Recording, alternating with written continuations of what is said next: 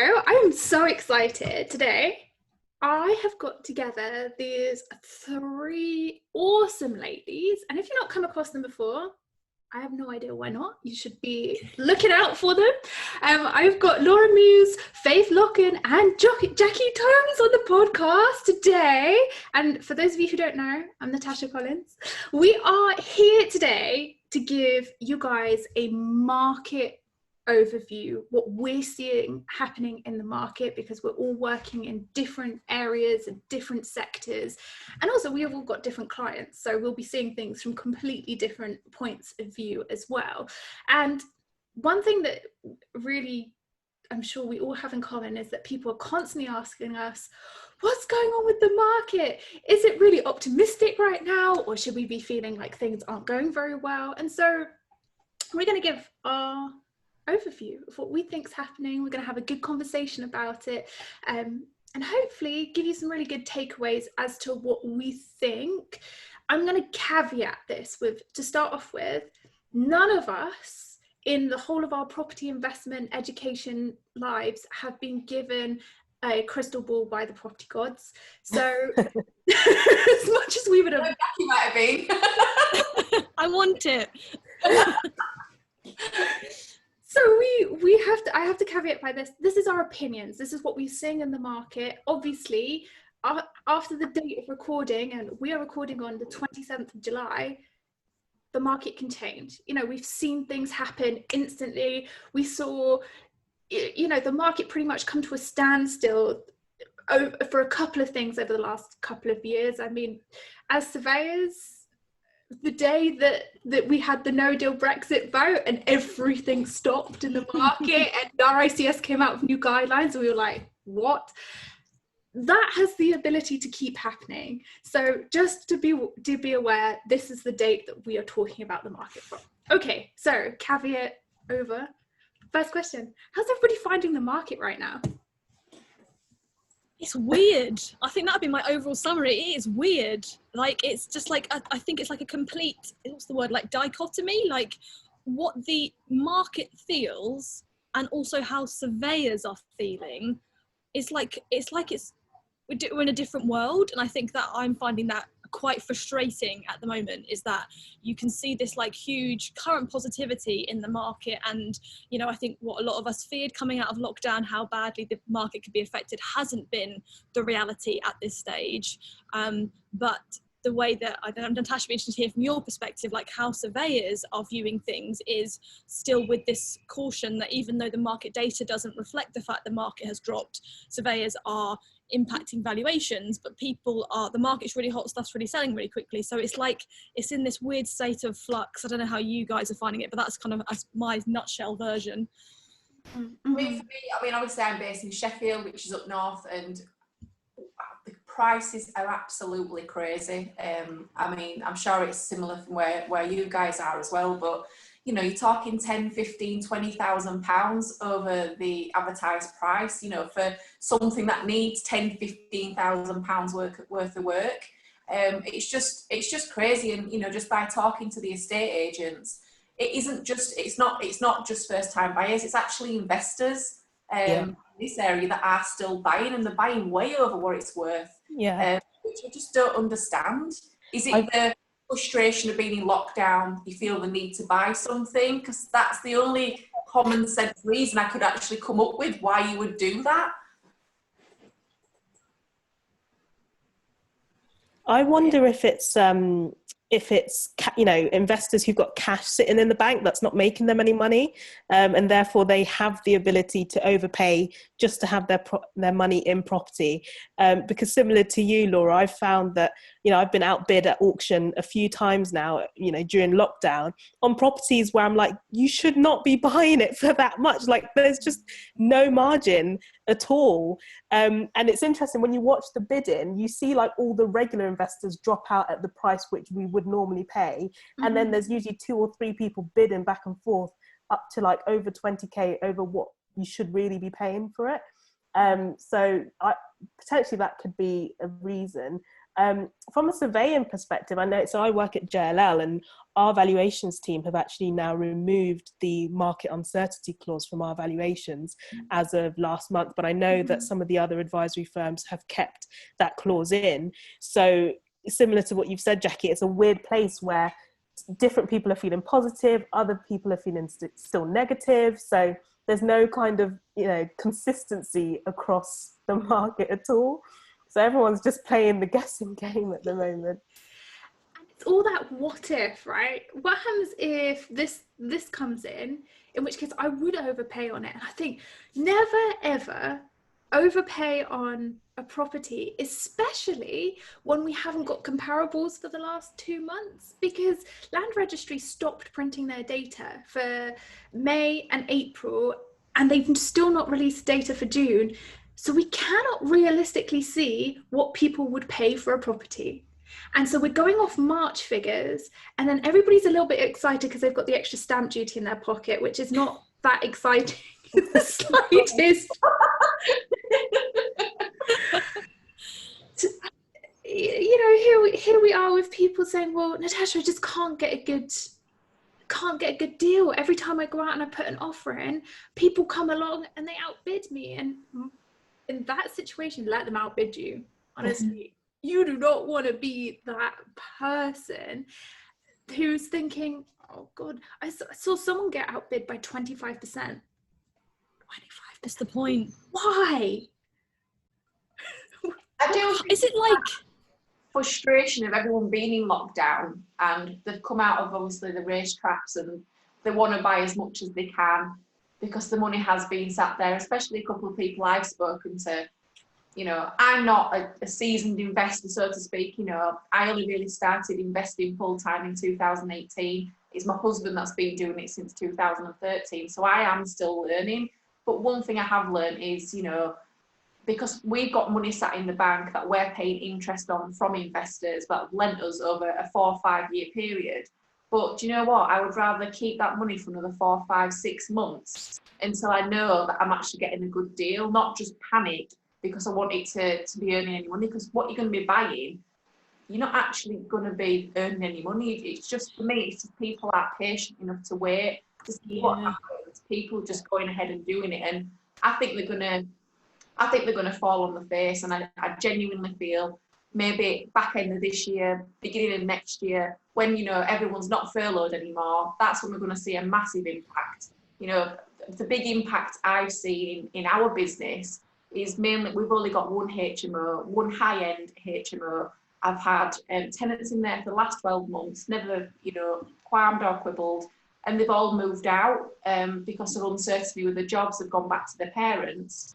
But on the flip side, 95% of our portfolio is buy-to-lets. Not one person's moved, not one person's rung me up and said they can't afford to pay the rent. For me, buy-to-lets have always been a safe and sound investment, and you get all these flashy, HMOs, and you get serviced accommodation. But I think proof in the pudding these last few months has 100% been buy-to-lets are rock solid investments, I feel personally anyway. Yeah, I agree with you, and I think you're right about the patience point, and it's almost like something's taken away. Like, if you say to us all, you can't have a bar of chocolate, well, immediately you want a bar of chocolate, and like, I will pay over the odds for that bar of chocolate because I want it and I can't have it. So I think I agree that there's a huge amount of impatience, and I feel the same as you, that I feel grateful to be in the position that buy-to-let is what we do. That's what our portfolio is. That's what we've built over the last 7 years, and that it has been really solid. Like, we were very pessimistic at one point. We looked at the whole portfolio. We analysed every single tenant that we have renting from us, what their profession is, how much of it's supported by benefits. And from our, we can be quite pessimistic when we want to be. We were like, well, we could easily see like 19% of our rents not being paid based on what was happening. And in reality, we haven't seen that. So normally we target a 95% revenue yield, which would mean that we receive 95% of all rents in any given month. And that 5% mostly accounts for voids and a small percentage of arrears. We've been at 93.5%, 94%, like we're within the normal range. And I think you're right. It's because people people aren't moving so much. People are happier to stay still at this point just because of what's happened. So buy-to-let's the way, and having that longer term view, you can ride it out. I 100% agree. I've found the same thing. Like my old tenants moved out, was it beginning of March, and I had my property relet within a week. But that's just the benefit of being very close to the university and Queen's Medical Centre, which is like the largest hospital in the Midlands. And yeah, my tenant actually happens to be an NHS staff member. So my rent has been paid and you know, they haven't defaulted at all. And that's why I've always been a fan of buy-to-lets. And I think the reason why people are maybe avoiding HMOs is because of, you know, social distancing. It's going to change everything. It's going to change, you know, how people want to live. Professionals might not necessarily want to now live, you know, in groups of, you know, 5 or whatever. They might hold out a bit longer, stay at, you know, their parents' houses a bit longer until they can either afford to rent, you know, a 1-bed apartment on their own, or you know, buy their own property outright. So yeah, I don't know how the HMO market's going to go, if I'm honest. I think it's going to have to change anyway, because you're seeing councils who are now banding rooms. And we started seeing that across the country. And I think that's all part of this, the kind of, well, actually, councils don't have the time to police it, really. You know, they are being shrunk. But when they do go out and have to police these rogue properties, HMOs are always the ones that they have to, you know, slap the landlord's hand, deal out hefty fines. You know, there's been a lot of criminal sentencing over dodgy HMOs. And I think with the Fit for Habitation bill and the room size bill, and I forget what the HMO bill was called, but you know, with all of this coming in, we're going to have to get to a point with the HMO market where you do small bed sits, you give people their individual space, and there's a lot of things out there which enables you to do it. But gone are the times where we're going to have communal rooms. If you can put an ensuite in a bedroom, you can also put an elf-in kitchen, and you can make space for a sofa, and from there you've got a bed sit. Fine, that can be your market. But HMOs, I can't see it. We've always done loads of direct to HMO landlords at mail outs, and we did one in March. We were in March, just before COVID hit us properly, and we've had 21 to date. Separate landlords contacting us, offering us, do we want to sell, do we want to buy their HMO, or will we give them a guaranteed rent option?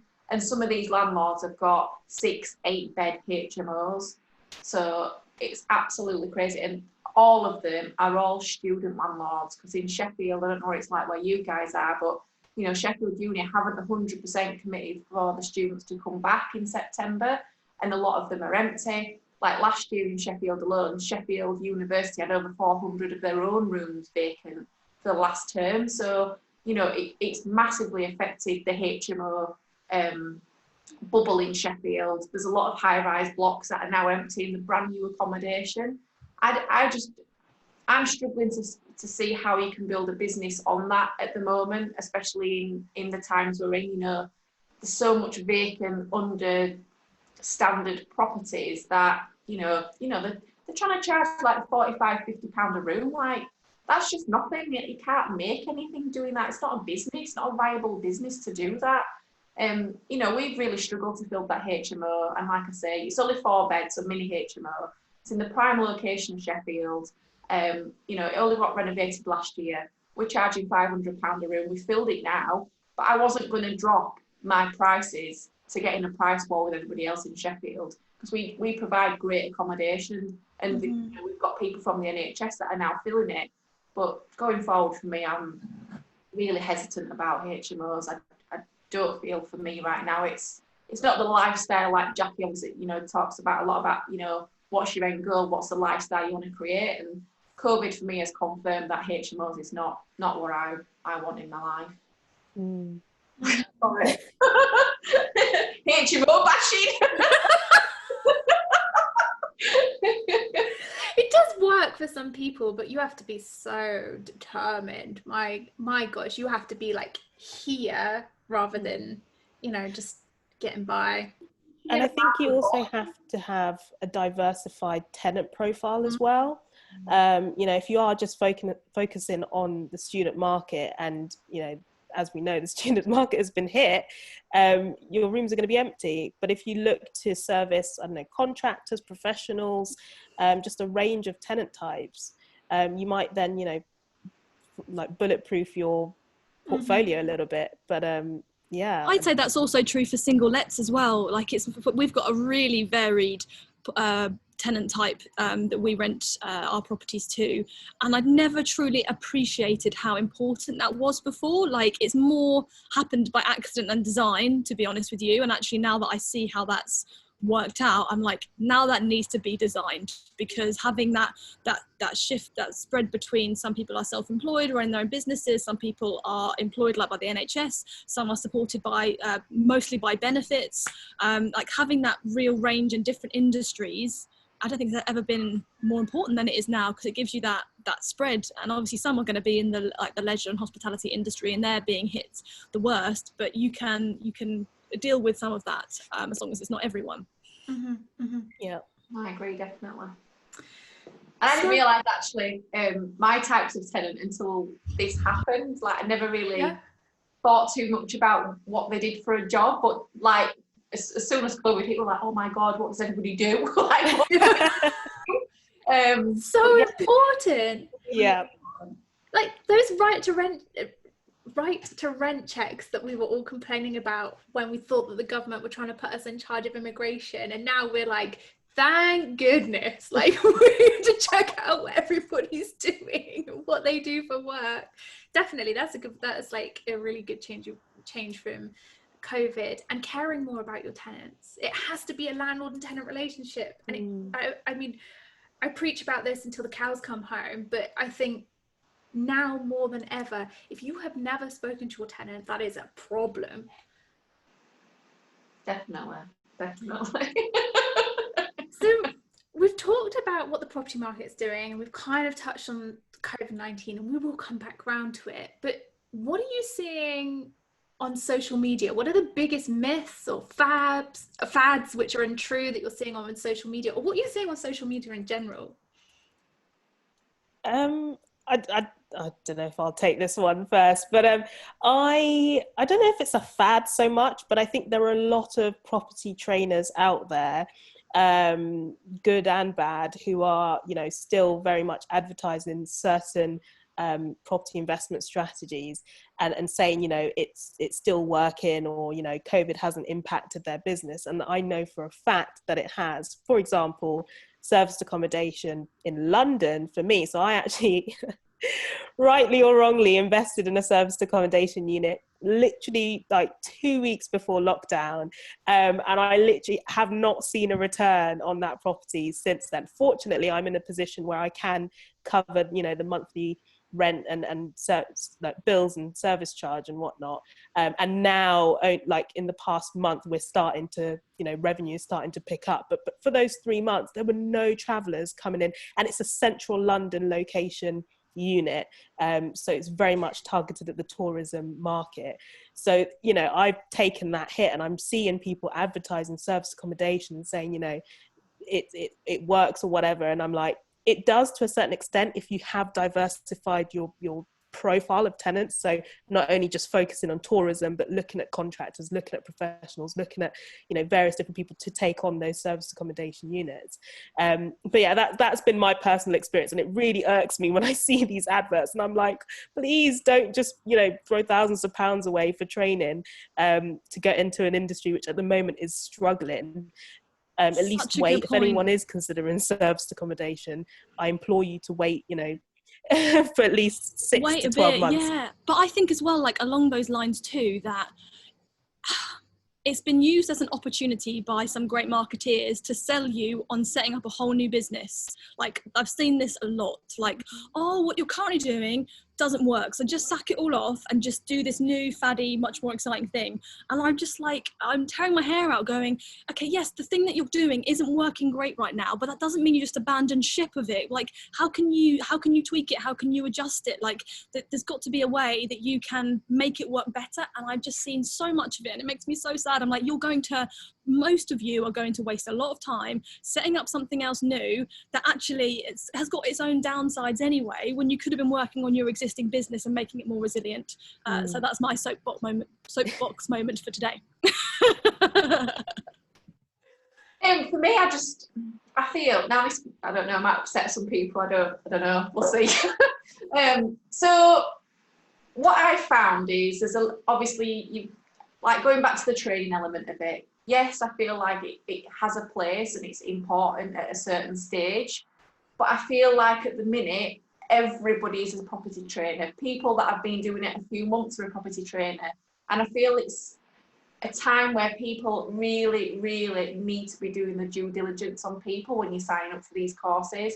There's lots of people I know that have taken these cheap courses during COVID, and they're a waste of money. They've got no value, and actually that person who's giving that content hasn't even purchased a buy-to-let. They're still at the beginning of their journey as well, and I feel it's a massive missell for people. They've just jumped on the bandwagon. I think it's really unfair and unethical, if I'm honest. I've never done a property course. I've done how I view social media, and if I'm honest with you, Natasha, it were 96 quid, and it's basically to point someone in a direction of when we've had several conversations and I'm kind of a bit fed up of having the conversations anymore. That's kind of where I've directed them. It's not where I want to go. I also feel there's a lot of naysayers out there, so all doom and gloom, and you can get very consumed on social media with that, especially if you're not feeling great yourself that day. You might have had a tenant turn around and say they're not paying, and then you get drawn into that negativity. And for me, what I found is, especially when COVID first hit, I did get drawn into that first week. None of us has ever been through anything like this before, and it was all doom, gloom. Oh my God, we're all going to go bust. We're all going to have to sell us properties. And I was panicking, like I was having palpitations, I was having sleepless nights, which is not my personality. And it was someone who I knew that actually rung me up. He's like, Flora, I don't know what's going on with you, but you need to stop doing this. What is going on? Because I'm coming across like that, and that's just not how I am. I think you need to batten down the hatch just a little bit and be a little bit selfish. And I think you need to go into self-preservation mode, if I'm honest, and cut out the bullshit, because social media is absolutely full of it. And what I found is people have really thrived in this time, and people have been very transparent, so you can kind of see them for actually what they are. So I think it's had its positives and negatives, but I think it's outed a lot of people that actually are doing what they say they're doing on the tin. Do you not think that it's also led to a lot of I don't even think I can put this, people calling each other out on stuff that they should not be calling each other out on? Like, we don't need to be sat here reading about other people's disputes and who they're taking to court and this, that, and the other. Like, for me, like, I have to just mute. I don't want to be seeing that on social media. If you've made a mistake, own it for yourself and tell people what the mistake is. Like, we've all made mistakes. I've been in this industry so long, and as a surveyor, I've made mistakes, and I've held my hand up and gone, shit, I missed that. And like, it's been embarrassing at the time, and I'm sure that it will continue to happen throughout the rest of my career, but bless you. I'm glad I was on mute. But I sometimes think we have to take responsibility for what we're doing. And if you have not chosen to be informed enough about what you're doing, maybe you've missed on the due diligence. And hey, everybody's been there and missed on the due diligence. I cannot phone every agent to find out what market values are. And sometimes people don't get back to me, and maybe because they're hiding something, or maybe they're not hiding something. You can't see 100% of everything, right? But what would you do next time rather than bashing the person who you think the problem is? That would be my take on it. I can't look at it. If you've done that, I've probably muted or blocked you. But do you know what I think as well? I mean, I used to have horses, and the horsey world is such a bitchy world. Like, literally, people would stab you in the back as soon as they look at you. And when I first got into property, I found it weird that people genuinely wanted to help you without no ulterior motive. But what I have found in lockdown is, like you said, Natasha, that has changed, because I feel like people are out and about doing viewings, doing the refurbs, being sat at home, festering, the mind's been on overtime, and I think they've kind of conjured up these scenarios, or maybe something that small's been blown out of proportion, and it's come out on social media, and it's probably not come out in the best way. But I think it's down to people feeling frustrated, bored, need to go out and do something, and that's what the horsey people are like. No offense. Should we also talk, actually, I think let's put a flip on this. What are the good things that we're doing on social media? What are we seeing? Because I know there's a lot of negativity, and then, I mean, I can get trapped in it and just be like, oh my God, like I can't do this, like block it all, not looking at it. I know that, Laura, you and I have had a conversation about this before. What is the benefit of using social media right now? What are we getting from it? Well, I found that, so I sort of, I think about a week or two into lockdown, started doing weekly lives with other property investors and developers. And it's just been a great way to connect with people that I might not have connected with previously. And I found a lot of people have actually been messaging me wanting to, you know, get advice or support in looking for their first, you know, property to buy their first home or first investment property. And I've actually had a few investors reach out to me wanting to make their money work for them. So it's actually been, you know, really like good for me in that sense, when I ignore all of the other stuff that's going on, all the negative stuff. In the positive light, I've connected with more people than I ever would have done, you know, if we weren't in lockdown. Mm-hmm. I think I found that it's been a weird dichotomy that for me, like when lockdown hit, I was like, I am going to be one of those people who like stands up and like does a good job during this time. Like we're going to shine through this time. That was my like plan. And I exhausted myself in the process of like trying to be there and help everyone. Yeah. But what we did do that I'm really proud of, which social media has been a big part of making that all possible, was, you know, before with the work that we do in property strategy, was very like much one-to-one focused.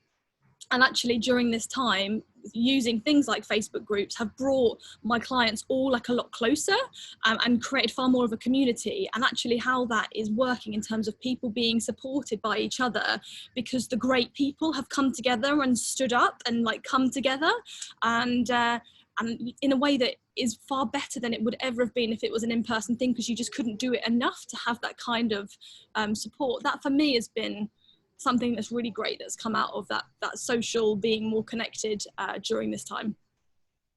Yeah, I completely agree with both of you. I mean, I've done exactly the same as you. Like you've put yourself out there so much to help other people. You've absolutely exhausted yourself in the process, which is 100% what I did. But from like helping people get on social media, and you know, people didn't feel confident, but you know, God, I've connected with so many people that I never would have connected with before. You know, I don't go to loads of networking events, and this time for me, you know, it took me a week to kind of get a hold of the reins when obviously everything happened when we locked down. But I just thought, do you know what? This is a time for you to make, you know, to be one of them people that people thought, do you know what? In lockdown, Jackie Tomes, Faith, Natasha, Laura Muse, they all went out there, put great content out there, and they really helped other people get through this difficult time.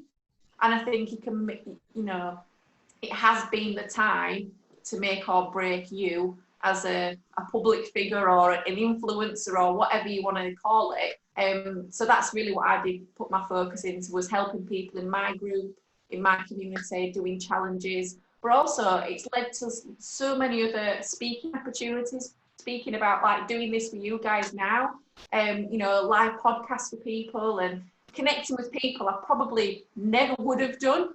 So I think it's had massive positive impact in my business, you know, connecting with investors, and I think it's been the time to shine, let's put it that way. Oh my gosh, I agree with you. Did I meet all you ladies through COVID?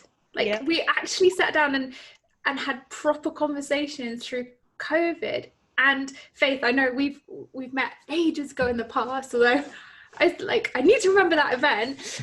But I would never have had the time to have an actual one-on-one conversation with you all. And like, how nice has that been? And the fact that our brands then cross over, and like none of us are in competition with each other. We just get on. Woo woo! Girl power. that is definitely like for me, and it, you know, and also it helps us support each other too, because nobody's an island, and sometimes you can put yourself out there in the industry and be a bit like, oh wait, like, should I be doing this? Like, am I being silly? What am I seeing? Is this silly? Like, you know, it puts perspective on it, because I can also definitely get in my bubble.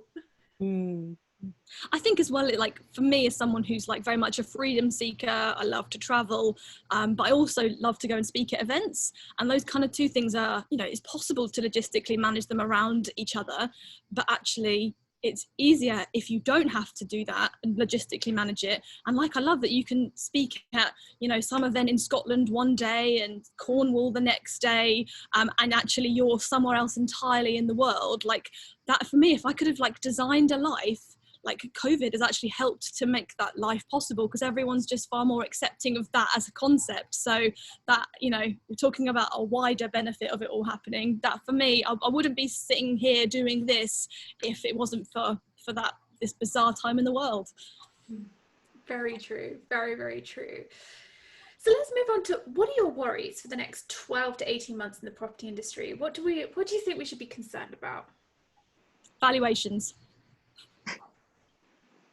Like, that's my biggest worry. Valuations and loans to values. How exciting is my life?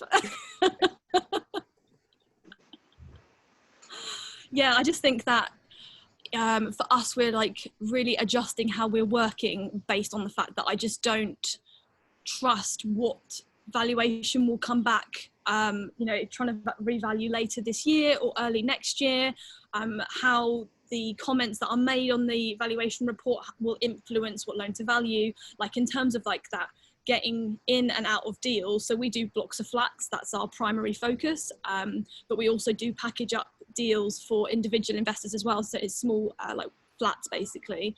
But for me, it's got to be like, for us, we're getting around it by extending the time frames that we're working on. Like with our investors, we are making the plan to be around, not trying to refinance in 6 to 9 months, because I just don't, if I can, and the market is different to what we fear it could be, then fine. But my fear is that it could really screw you over and get you into a not very good position if you don't plan it right. So that's my biggest concern. Valuations for me and revaluations, you know, we've got a couple coming up early next year. We're thinking, oh my gosh, what's going to happen?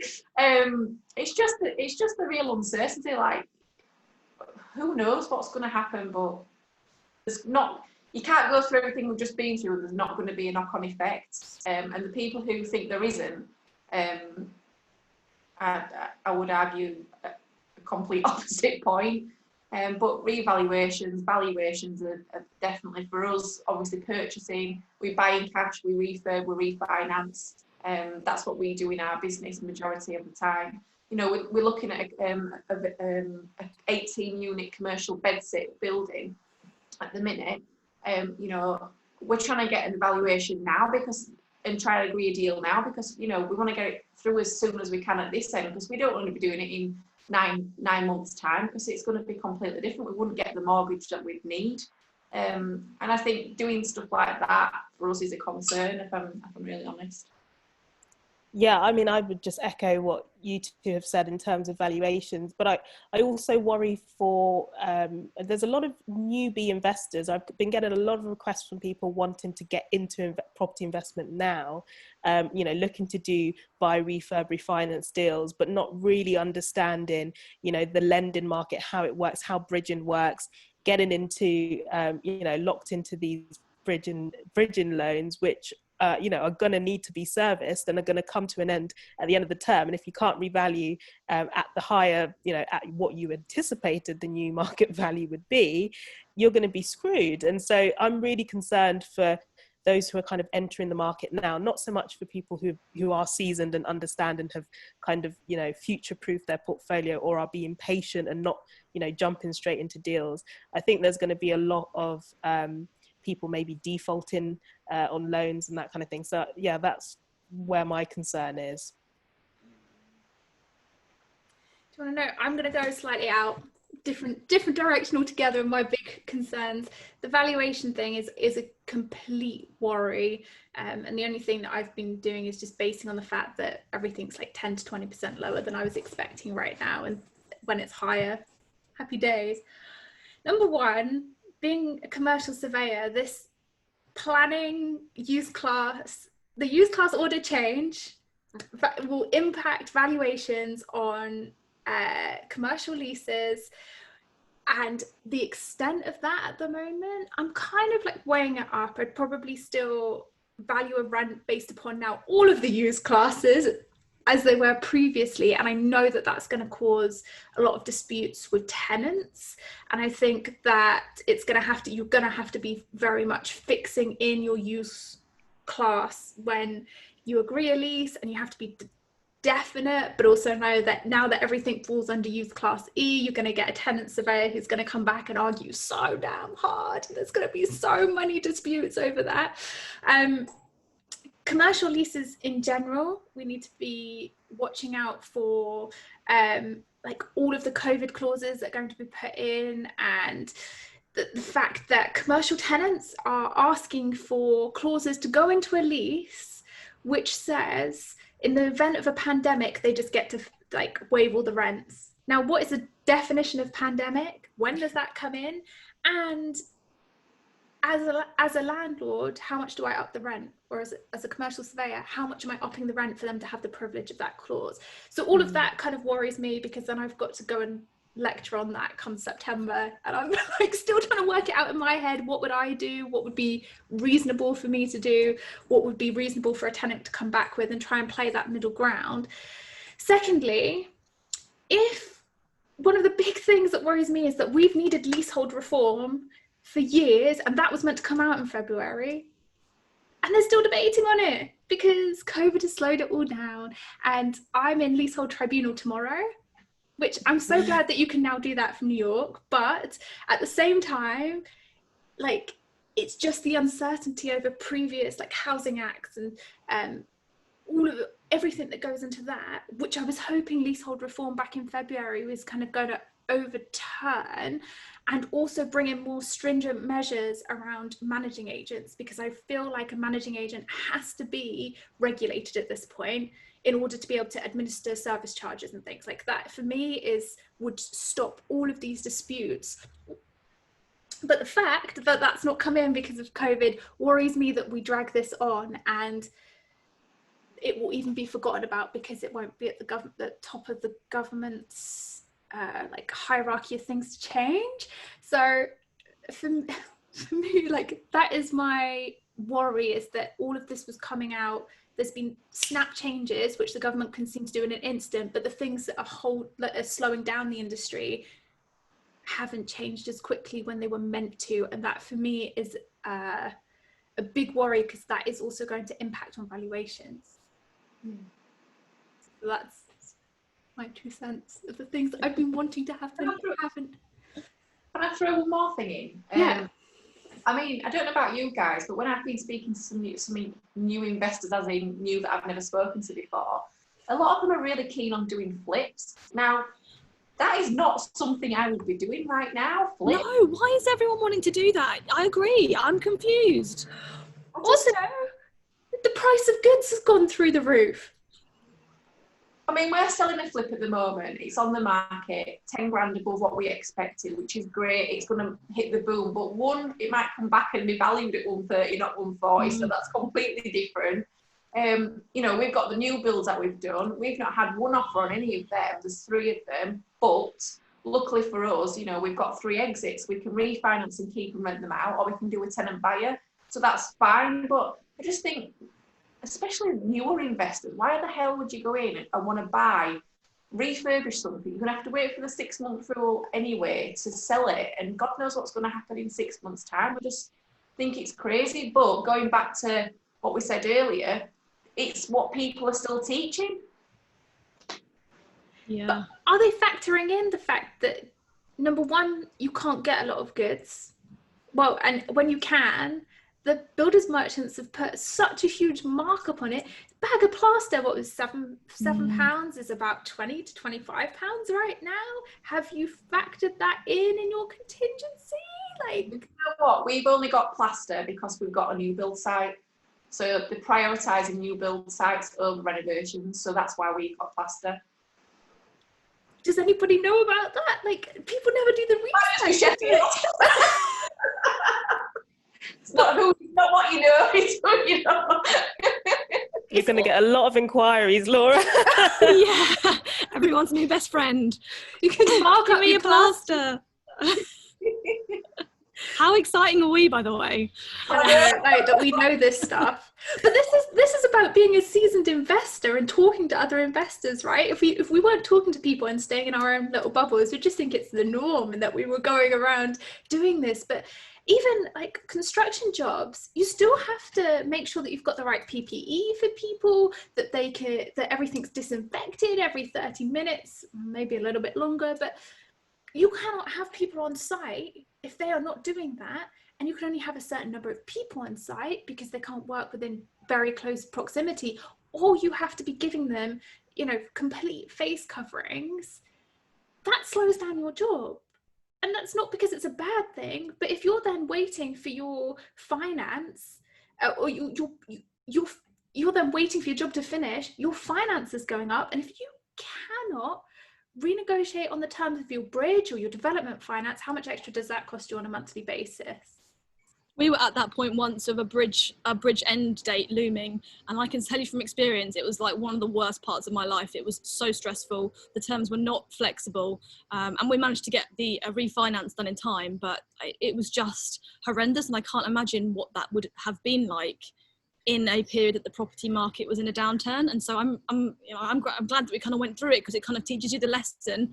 But if you haven't experienced that before, I can tell you that it's absolutely horrendous, and you won't sleep at night, and everything becomes hard. And there's, no matter how hard you push, that world goes at the speed that it wishes to go at.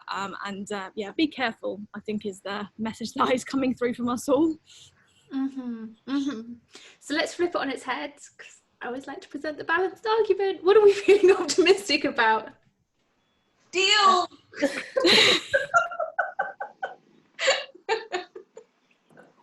More deals! All right, I'm a bit overexcited then. I'd say from where I'm standing or sitting, it's I always try and look for the silver lining or the opportunities in things like this. And I work in the office sector essentially, so I buy and sell office buildings, and we've seen a lot of the office tenants that had committed to take new commercial leases in new build developments have now decided, well, actually COVID has taught us that we don't need to work, spend £70 a foot on a brand new office building in central London. We can get our employees to either work from home or work flexibly, and so whereas from an investment point of view, it's not great, because we're having to try and rewrite business cases for our investors to buy these office buildings. But at the same time, if there's going to be less commercial tenants and office buildings are going to be vacant, there's opportunity there to repurpose vacant buildings. We've seen the changes recently in permitted development rights. There's so much opportunity out there if you know what you're looking for and how to optimize these opportunities. I think there's a lot that can be done. Like, this is not the time to be idle at all. I do think the commercial market offers a huge amount of opportunities.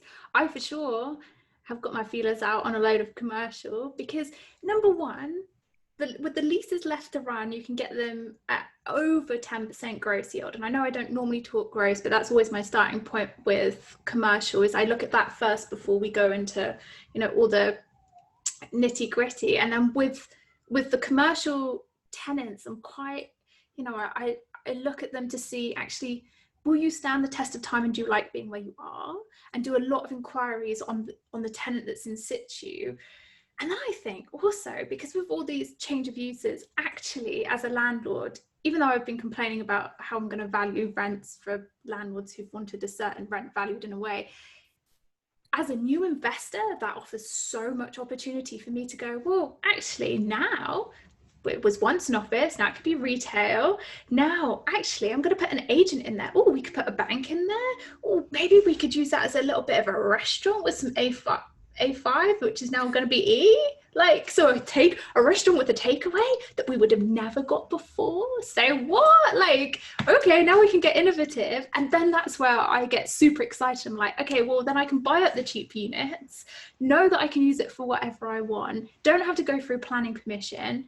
Fabulous. Put a open user clause in the lease, and then get pretty tactical with that. So that for me is a massive opportunity right now. I know probably for a lot of people, everything that I've just said sounds really scary.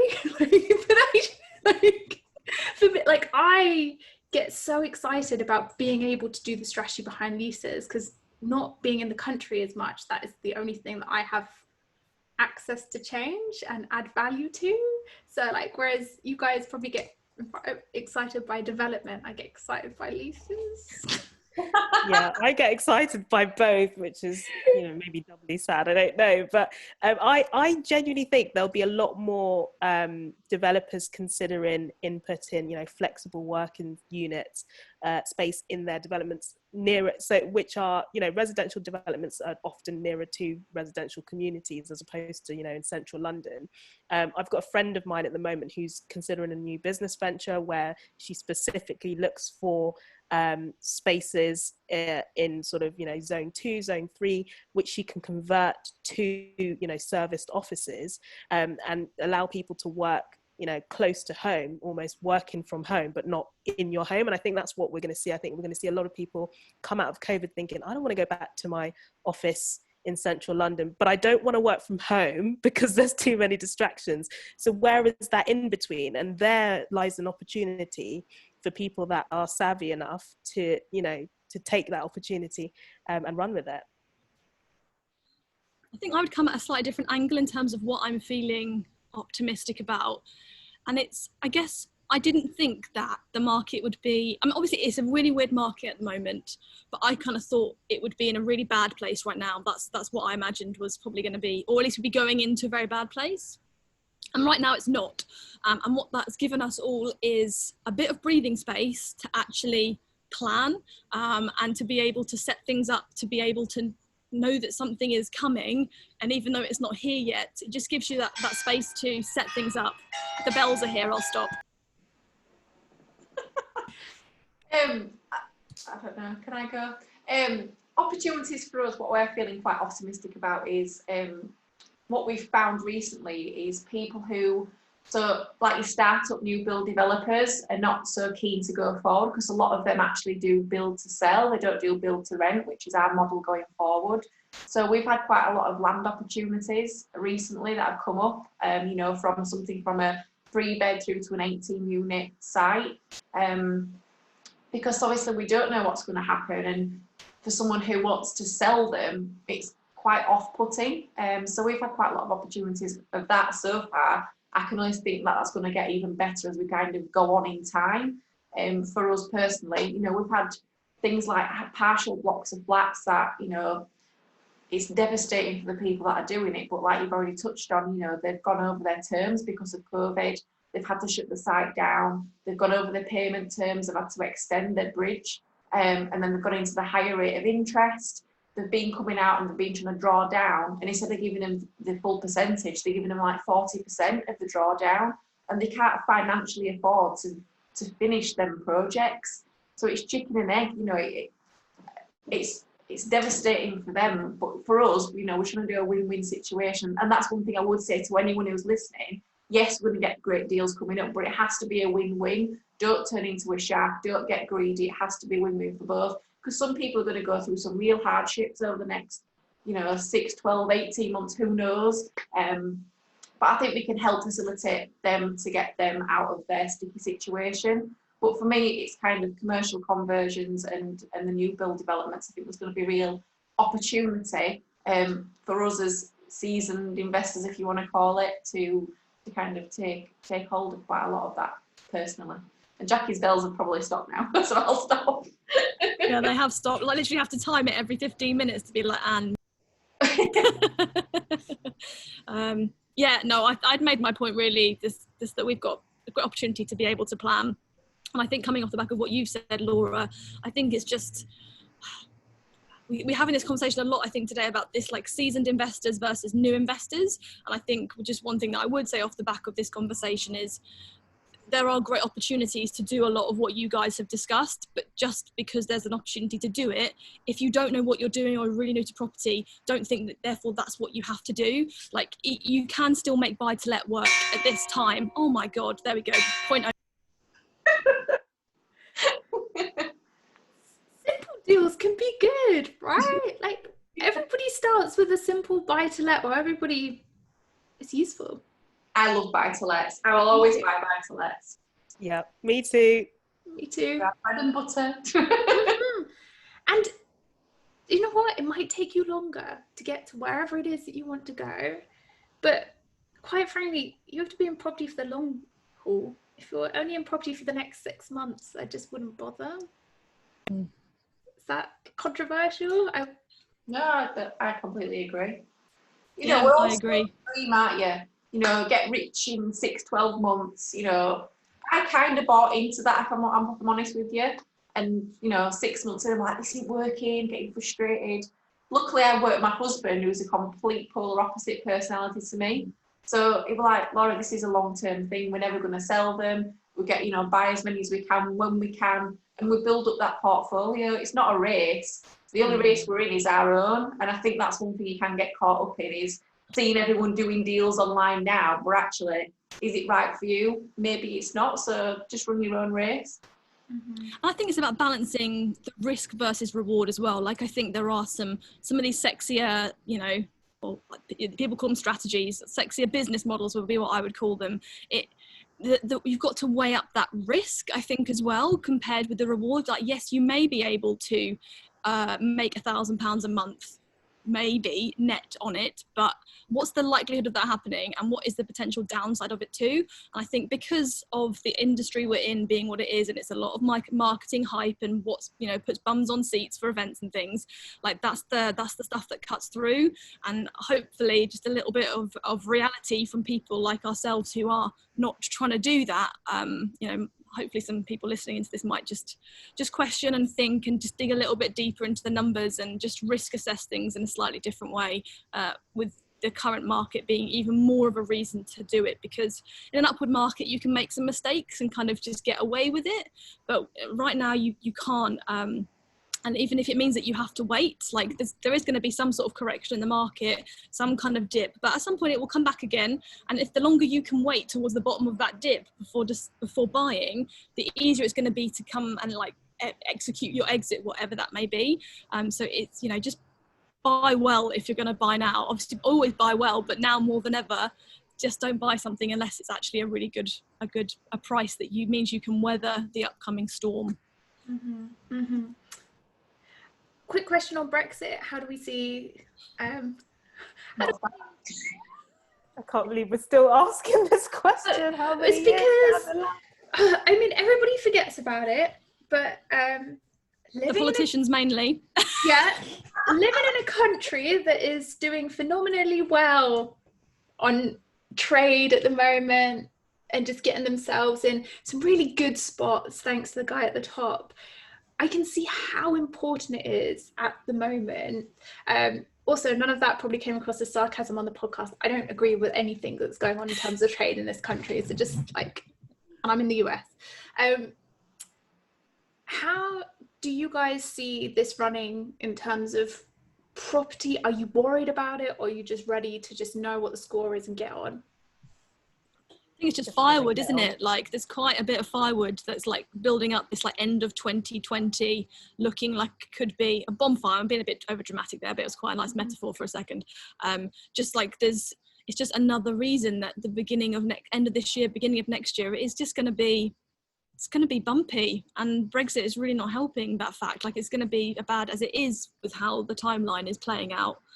So yeah, I just hope, yeah, it's going to cause just an additional ballooning of whatever the problem is that we go through. That's my view anyway.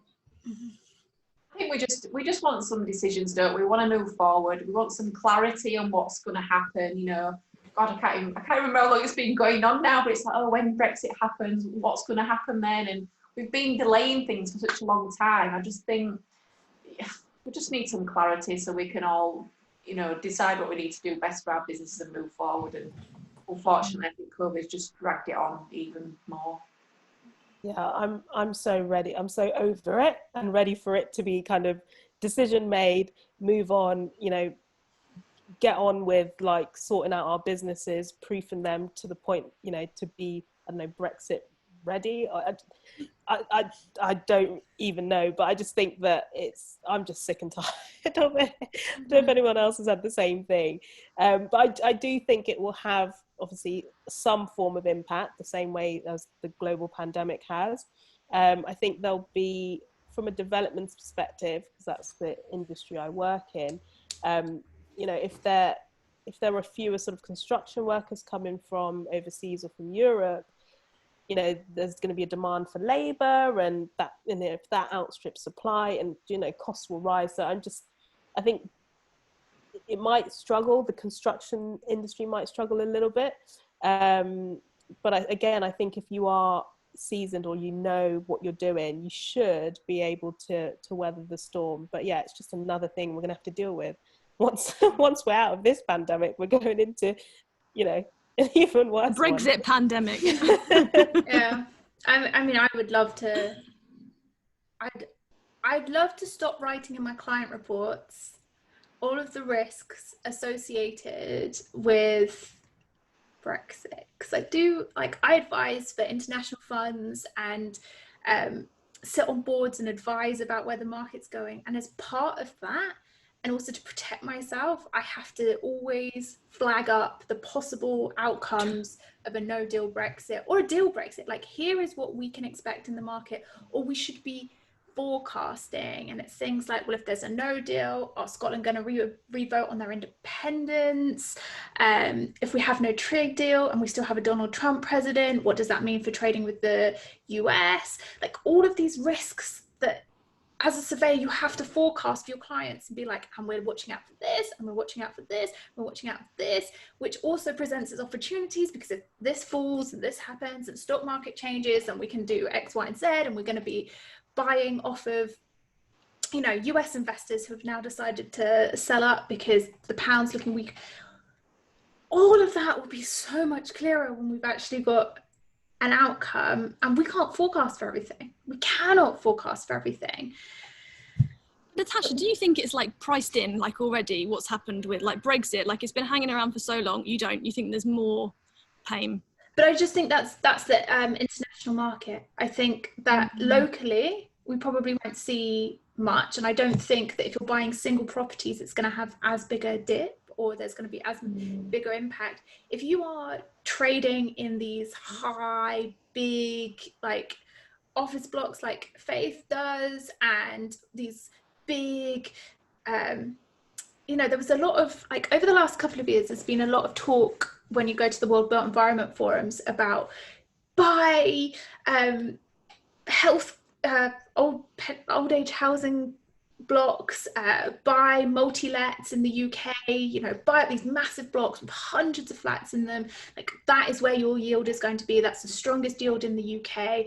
And that is where a lot of the pension funds have been putting their money. That's where a lot of overseas pension pots have been putting their monies, and huge REITs have been putting their money in that. If that all changes from, if that changes and that becomes something which becomes impossible for overseas investors to do, I mean, we've already seen the increased 2% stamp duty, which is about to take hold for overseas investors, and that is limited companies as well. I think they're just going to start leaving the market for a bit until, you know, and they'll leave the market, the pound will get weaker, and then they'll think, oh, my money's stronger now. I'm going to come back in and buy up your cheap property. I just, that's what I see could happen. And I guess from a sort of commercial occupier viewpoint, a lot of commercial occupiers are going to be wondering whether actually is an HQ in London or in a major city in the UK even worth it. You know, if the company is, say, you know, from a European country, they might choose to have their HQ elsewhere, which will then have a knock-on effect on, you know, those the employees that work for that occupier are no longer going to be, let's say, you know, based in Manchester during the week and then flies back to France for the weekend. And so anyone doing, let's say, serviced accommodation in Manchester who's servicing those, you know, business clients who are coming in, you know, for the week, their market's going to be gone. So you know, it all kind of filters through. So, you know, we're not going to know until a decision is made, and then we start to see all of the effects trickle through. Mm-hmm. But so many decisions have got to be made off the back of this. And you know, just my personal view is, you know, we've been through a really difficult time these last few months, and one thing that I personally feel is that the UK needs to be a lot more self-sufficient. We rely on too many other countries for our, you know, products, our services, and during this time we've not been able to get access to them, and it's restricted us. So I think, you know, I'm in Sheffield. Sheffield steel's renowned, and then it's all being farmed out abroad. You know, now's the time to start bringing some of that back, and I hope that Brexit, the positive side of Brexit, will actually make the UK a lot more efficient, where a lot more homegrown businesses are going to start flourishing instead of, you know, competing against price from China, etc. Because, you know, we're in a disposable world now. I mean, we're going completely off topic, but, you know, now we're in a throwaway nation. But you don't replace or get something fixed, you just buy it again because it's so cheap. Whereas we never used to do that, and things lasted a lot longer. Yeah, but you're right. There are so many things. I mean, Faith, you've touched on it as well. The knock-on effect from the start to what trickles down, and it may not immediately, because of the nature of how long it takes to sell and buy property as well. It doesn't happen like overnight, so we have got that time, you know. And then slowly but surely, you see industries change. And we can't forecast for how those industries are going to change, but you're right, like there are going to be changes, and we just need to be aware that that's coming, and we can't do anything else about it. Like, I would love to risk proof everybody's portfolios for them, and, you know, if I could, I would, but I can't. Should we do a couple of quick fire questions? Yeah. So a couple of word answers each. What opportunities do you see for property investors coming up over the next 12 months? Committed developments. Opportunity to buy cheaper properties. Yep. To massively scale your portfolio in a short period of time.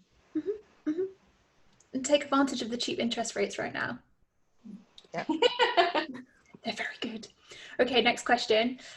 Where do you think the investment hotspots are in the UK right now? I hate this question. I genuinely don't think there's any one good I think you can find, you know, your quote unquote goldmine area anywhere. It's just about doing the right due diligence, and depends on you as an investor. Are you looking for yield? Are you looking for capital appreciation? There's so much more that goes into that question. So I don't know where the best hotspots are, but I personally invest in the Midlands and in London. I think there's definitely something about, like, just that area that's been slightly outside Commutersville, up until in terms of like London. So just outside of Commutersville, like, you wouldn't be able to live there and commute in. So I feel there could be a real resurgence, particularly more like some of these coastal towns that are just out of reach of Commuterville of London, that you could feasibly go into the office a couple of days a week. You'd have a long commute, but for the most of the time you can work from home. I think there could be a bit of a resurgence in those areas, which I'm pleased about, because I'm by the coast in Kent, and before we are just outside of Commutersville, but I think this could see is a real good reason for us to be continuing to invest in that area. So I feel very confident in that.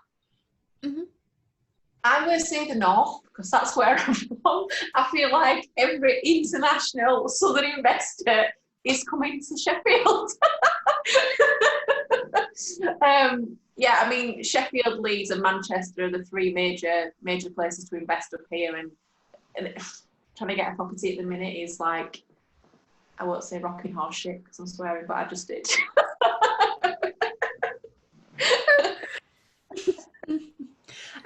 I'm looking in the southwest. I think there's really big opportunities. It went up about 6 or 7 years ago, and then it got forgotten about. And with the better transport links down there, I'm really seeing opportunities, especially because people don't want to travel as far east. They want to stay in the West Country, and I grew up around there, so I love it. So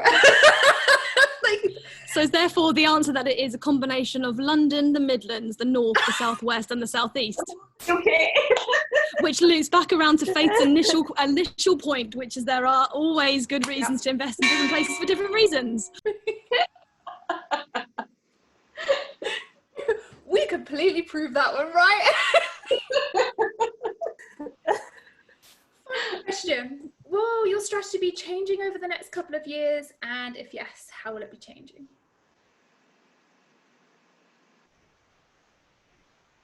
Okay.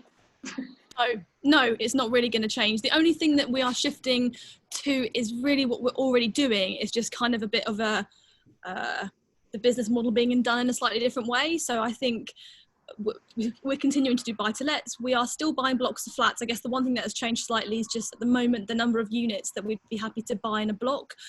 We're just reducing it just because of banks' opinions on lending on those larger blocks, and therefore also surveyors' opinions on how quickly those can be turned around if they had to be sold. So I guess that's a slight shift, but still very much doing buy-to-let, but also just being able to help other people to buy buy-to-lets at the right price at the right time.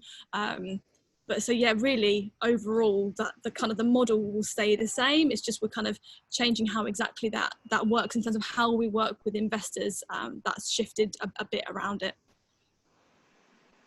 Yeah, for us, I mean, nothing's really changed, if I'm honest. We'll always buy buy-to-lets. We'll always buy buy-to-lets for our investors. What we are doing, which has changed slightly, is we used to work with investors who would leave money with us for 12 months. Now we won't take money for a minute, but it's got to be a minimum of 3 years, just because we don't know what's going to happen. We can offer them a little bit of a better return. And obviously we can get a few projects out of that. And, you know, we're not kind of restricted, you know, if it's 12 months, who knows what's going to happen in 12 months. So that's changed for us. We're now working with investors on a longer term process, but we're just looking, you know, we've always planned to do build to rent. And that's what we've always wanted to do since we got into property. So going forward, we'll do, say, 75% of build to rent, and then the rest we'll sell, depending on what it is. Or we could do a tenant buyer with the other proportion, depending obviously what the market's doing. But nothing's really changed for us, but we're just looking out for better deals on what we planned to do originally, really. Nothing's really changing for me either. So continuing to build the buy-to-let portfolio in the Midlands, that kind of provides the monthly cash flow or steady income, and then doing developments in Southeast London. I'm the same. Nothing's really changed. I've got my buy-to-lets. I did change my one SA to a buy-to-let just because it was becoming too much of a hassle, and the amount of checks that I felt I needed to do to protect my cleaners when people came in. I actually thought, I don't want to deal with the hassle. I'm putting that on as a buy-to-let too. So purely buy-to-lets in my own name. My limited companies will now invest in commercial because that's what gets me excited and gets me out of bed in the morning when I'm investing. So that's nothing really changed. It's not that I'm chatting about anything different from normal. So I think we're all staying pretty focused. So no one's bought a new course about setting up a new business. Is that the summary from this call? You me? Need Bitcoin. You've got more Bitcoin. You got on it crashing. Don't tell James. No, I'm joking. On that note, I think what we can gather from that is stay in your lane. But choose a strategy that you want to work on that excites you as well, because I don't think any of us would be doing what we're doing if we didn't like it, right? No. And I think a strategy that, a business model that gives you the lifestyle you want, I think is important. Yeah. You know, I would never do serviced accommodation because I don't want another job. Personally, you know, I know you can outsource it and stuff, but you know, you've got to get involved to start off with, and I just don't want that in my life. I agree. Agreed. There we have it. Thank you, ladies, for joining Thank me you. today. Thank you. Great, really fun. I hope everybody has enjoyed listening to us and you've got a lot out of it too. You may share our opinions, you may not share our opinions, but that is the beauty of the property industry. In the built environment, we'll come at it from different angles, and that is what keeps everything innovative and it growing ultimately over the long term. So thank you for listening to us today.